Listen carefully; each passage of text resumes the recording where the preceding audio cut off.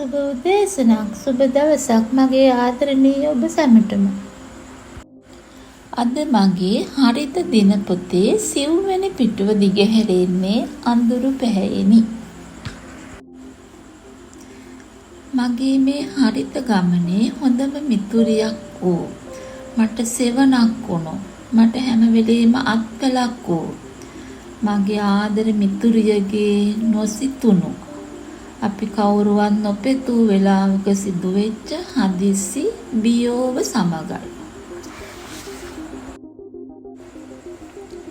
ඇය අපගේ සමකාලීන ආදර්ශමත් හැමෝගෙම හිත් දිනාගත් හොඳම මිතුරියක්.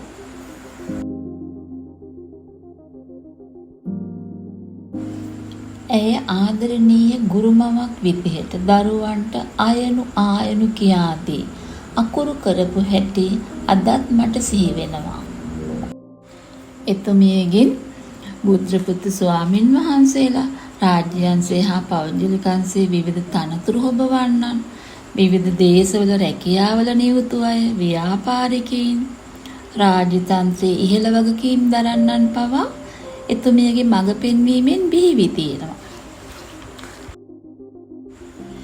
ඇය ඉතා ආදරයෙන් තමයි දරුවන්ට අකුරු කළේ. හරියට ඇගේ දරුවන්ට උගන්වනවා වගේ සෙනෙහසින් තම දරුවන්ට ඉගැන්නුවා. දරුවනුත් හරිම ආසාවෙන්, හරි ප්‍රිය මනාප විදිහට ඉගෙන ගත්තා. ඇගේ ආදරයට ලක් වෙච්ච, ඇගේ විශේෂ ආදරය දිනාගත් අපේ ආදරණීය පුතණුවනුත් මට ඒ බව කියලා තියෙනවා.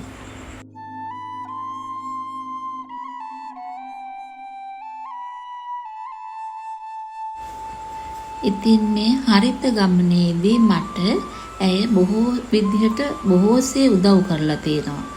ඇගේ තියෙන මල් පැල ಜಾති මට දීලා බෙදාගත්තා. බෙහෙත් පැල ಜಾති මට ගොඩාක් දීලා තියෙනවා. සමහර බෙහෙත් ಜಾති මම අඳුරන්නේ නැහැ. ඇය මට හඳුන්වලා දීලා තියෙනවා. ඒවා හදන හැටි ඇය මන් සමග බෙදාගත්තා.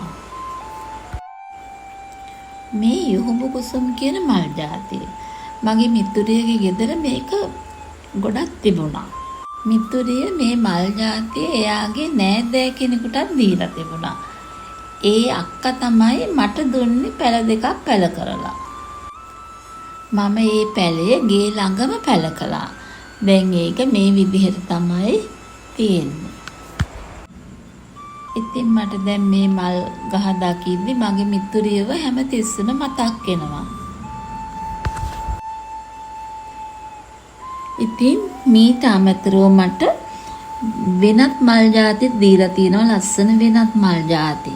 එතකොට බෙහෙත් ಜಾති, බෙහෙත් වර්ග පැල දීලා තියෙනවා. ඒවා හදාගන්න හැටි, ඒව මන් දන්නේ නැති නම් පවා එතුමිය මට කියලා දීලා තියෙනවා. ඒ වගේම අපි සේවය කරපු පාසල්වල පුංචි ඔසූයන්, පරිසර අලංකරණ කටයුතු මාත් එක්ක, මගේ යාළුවන් එක්ක තා උනන්දුවෙන් ක්‍රමානුකූලව නිර්මාණය කළා. ඒ වගේම ඇගෙන් අපට ගත හැකි මේ ආදර්ශ ගොඩක් තියෙනවා.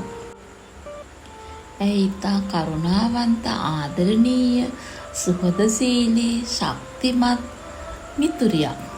ඒ වගේම ආදරණීය මවක්, ආදරණීය බිරිඳක්, ආදරණීය ගුරු මවක්, ආදරණීය අසල්වැසියෙක්. ඒ වගේම පිනට දහමට ලැබි දහම් ගුරුවරියක්. ඒ වගේම ඇය අපි හැමදෙනාම එකතු කරන්න ලොකු උත්සාහයක් ගත්තා. ඒ වගේම ඇය කිසිම කෙනෙක් එක්ක තරහවක් නැහැ. හැමෝ එක්කම හොඳින් සිත් ඇද බැඳ ගැනීමේ හැකියාවක් ඇයට තියෙනවා. අනිත් අයට එයා හැම වෙලේම ආදර්ශයක් දෙනවා ඒගේ ජීවිතයෙන්. ඒ වගේම ඇය ආගම් ભેදයකින් තොරව හැම ආගමකටම ගරු කරමින් හරිම සතුටින් විනෝදයෙන් ජීවිතය ගත කළා. මගේ මිතුරිය හොඳ රස විඳින්නියක්. ඒ වගේම හොඳ කිවිඳියක්.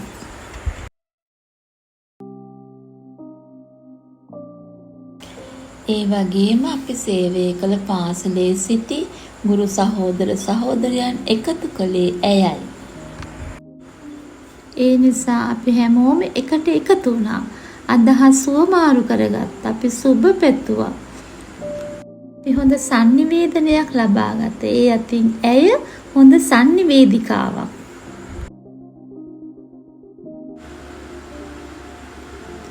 ඉතින් මේ කලක පටන් තිබුණු අපේ මේ ගුරු සොයුරු පෙම තව තවත් වර්ධනය කරන්න ඇය ලොකු මේ පිටුවහලක් වුණා. ඇයගේ මෙම ක්‍රියාවෙන් එය තව තවත් වර්ධනය වුණා කිව්වොත් මා නිවැරදි.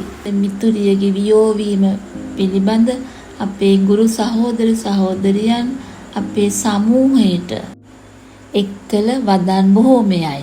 ඒ අතරින් බින්දකි මේ.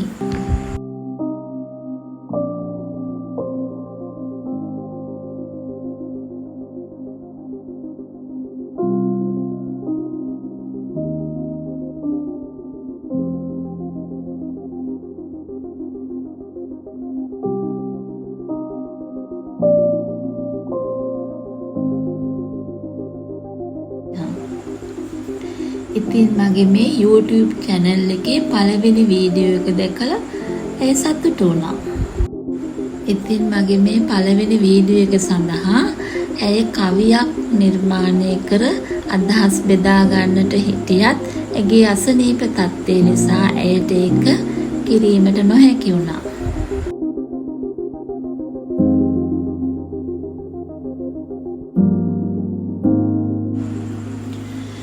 මගේ ලැබෙන මිතුරියේ මේ ජීවන ගමනේ මෙතරම් ඉක්මනින් අප ඈතුවත් දිගු සසර ගමනේ එකම පවුලේ මිතුරියන් ලෙස එකටම යමු. නිවන් දක්නාතුරු ඔයාට නිවන් සුව ලැබේවා.